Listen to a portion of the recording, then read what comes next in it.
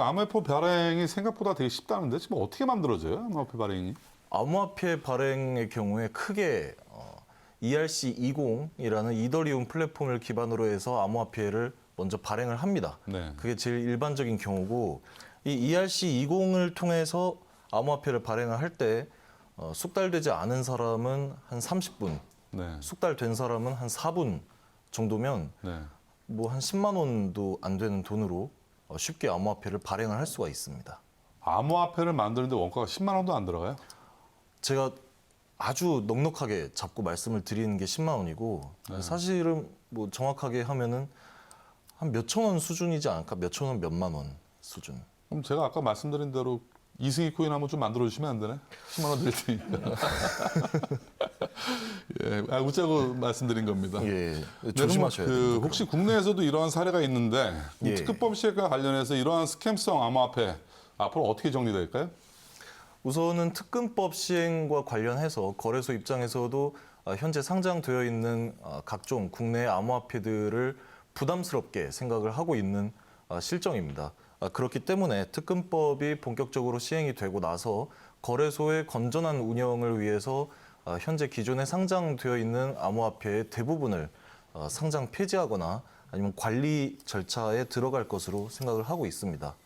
그래서 사실 이러한 절차가 다 진행이 되고 나면 대형 거래소뿐만 아니라 일반인들에게 개인적으로 판매한 암호화폐들까지도 굉장히 큰 문제가 될 거라고 생각을 하는데 개인적으로는 사실 잘못한 사람은 벌을 받아야 된다라고 생각을 하고 있습니다. 아니 뭐 개인적인 취지가 아니라 법에서 저촉된 행위들 한 사람들은 당연히 법적 처벌을 받는 게 맞죠. 받는 게 맞는데 사실 그런 잘못된 네. 코인을 발행을 하고 유통을 시키고 부당한 이익을 취한 사람들에 대해서 처벌할 근거가 아직 없습니다. 아직 법적 근거가 없나요, 조항이? 그렇기 때문에 제가 개인적인 단순히 뭐 저희 같이 법률 전문가가 아닌 사람들은 사기로 처벌이 안 되나요? 사기로 처벌을 하려고 하면은 네. 이 부분에 대해서 암호화폐를 통한 부당 이익 취득이라는 부분에 대해서 법적으로 근거가 명확히 있어야 됩니다. 네. 하지만 그 암호화폐에 관한 뭐 사기 관련 법안이 아직은 마련이 돼 있지 않은 상황입니다. 그럼 이번에 그 특급법과 관련해서 그런 조항들도 만들어지나요? 특근법 관련해서 특근법을 시작으로 암호화폐를 통한 각종 사기 혹은 부당 이익 취득에 대한 법적인 규제 또한 마련이 될 것이라고 또 예상을 하고 있습니다. 이제 꼭 만들어져야 될 것 같아요. 만들어져야죠, 꼭. 네, 지금 물론 이런 알트코인들을 투자하신 분들은 애석하게도 뭐 많이 손실들이 있겠지만 예. 앞으로 더 큰 피해자들이 양산되지 않기 위해서는 관련 법안이 조속히 빨리 정비가 돼야 되고 지금 관련된 범죄를 일으킨 그 암호화폐 관계자들 강력한 처벌을 받아야 될 것 같습니다. 맞습니다. 그 우리가 알고 있는 리플도 사실 시작할 때는 다단계로 유통이 됐다고 하는데 믿기지가 않는데 그런 말이 사실인가요? 예, 기본적으로 리플 같은 경우에 2017년 말 그리고 2018년 초에 대한민국에서 암호화폐 열풍이 불었을 때 가장 높은 상승률을 보여줬던 코인입니다. 그렇죠. 예. 그래서 2018년 초에 특히 4,500원 정도를 달성을 하면서 기존의 2017년 초반 270원에 비해서 굉장히 많은 상승률을 보여줬기 때문에 네. 대한민국의 암호화폐 열풍이 부는 데 있어서도 이 리플의 역할이 굉장히 컸다라고 생각을 할 수가 있습니다. 참고로 제 개인 그 집 안식구가 예. 리플에 투자를 했었어요. 예. 한 50만 원 갖고 자기도 한번 암호화폐로 공부해 보겠다고 투자를 했는데 참 공교롭게도 방금 말씀하신 4,500원에 그 투자를 했더라고요, 보니까. 예. 지금 리플이 얼마죠, 지금? 현재 리플이 1,300원 정도 거래되고 있습니다. 참 그렇게 고점에 잡기도 쉽지가 않을 텐데. 예. 정말 네. 대단한 일 하신 것 네, 같습니다. 그 정말 상당한 내공이죠. 4,500원 최고점에 잡는다는 게. 예. 그래서 이 리플 같은 경우에는 최초에 현재 리플의 역사가 8년째 이어져 오고 있는데 네. 최초의 다른 코인들이 다른 암호화폐들이 ICO를 통해서 자금을 모집했던 것과 다르게 리플의 경우에는 당시 유통량의 99% 정도가 다단계로 유통이 되고 있었습니다. 그래서 또 각 나라마다 총판이 존재해서 해당 국가에 대한 다단계 유통을 책임지고 맡았던 경우가 있었는데 특히 우리나라에서도 리플이 다단계로 많이 퍼지게 되면서 암호화폐가 본격적으로 대한민국에 유행하게 된 계기가 되었다라고 이게 어떻게 평가를 보면 받고 있습니다. 해외에서 이런 방식들을 다 수입해온 거네요. 그러면 일종의 다단계 방식으로. 그런 경우가 상당히 많습니다. 이게 암호화폐의 다단계의 본질은 소개를 시켜줬을 때 수당을 주는 거잖아요. 경우. 예, 그럼 상당히 많은 밑에 하부 조직으로 많은 그 잉여금들이 내려갔다는 얘기네요. 그렇죠.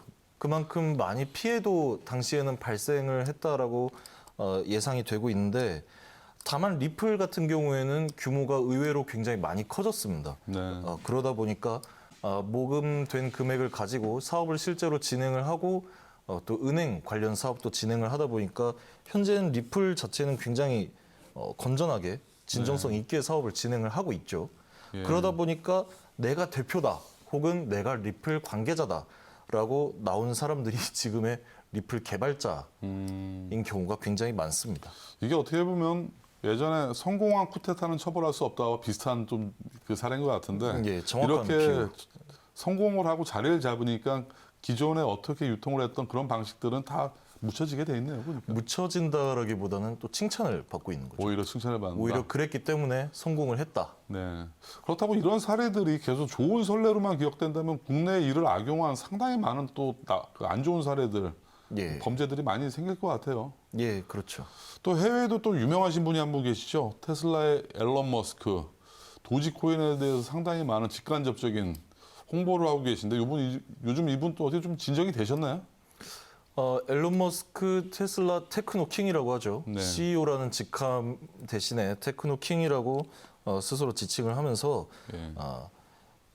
테슬라 그룹을 이끌어가고 있는 앨런 머스크가 도지코인을 본격적으로 홍보를 한 적이 있었습니다. 예. 도지코인뿐만 아니라 전반적인 암호화폐 시장에서 영향력을 행사하면서 한때 암호화폐 중에 비트코인의 시세가 8천만 네. 원까지 치솟을 때가 있었습니다.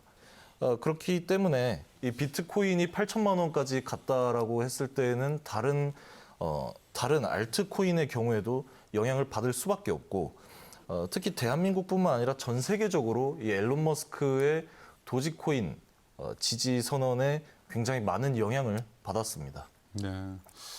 전 개인적으로 그 앨런 머스크의 천재성에 대해서는 누구나 다들 인정을 하지만 예, 이 가상화폐 관련에 있어서는 상당히 선을 많이 넘는 경우들을 보다 보니까 요즘 상당히 보는 시각이 많이 좀 달라지고 있어요. 일반 대중들의.